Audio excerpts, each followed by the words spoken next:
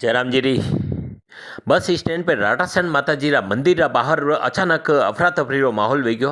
व्यो यूँ हो कि एक गाड़ी आईने बस स्टेण्ड पे राटासन माताजीरा मंदिर बहार रुकी और अचानक वणी गाड़ी रा नीचे गैस निकलनी चालू हुई। जल्दी देखियो कि गैस बहुत ही ज़्यादा निकल रही है तो गाड़ी ने बटू हटवाई गई और हटाई तो नीचे जो है गैस पाइपलाइन जो कि पूरा शहर में अभी गैस की पाइपलाइन बिछरी है बटू गैस बहुत ही तेजी निकलती लगी नजर आई।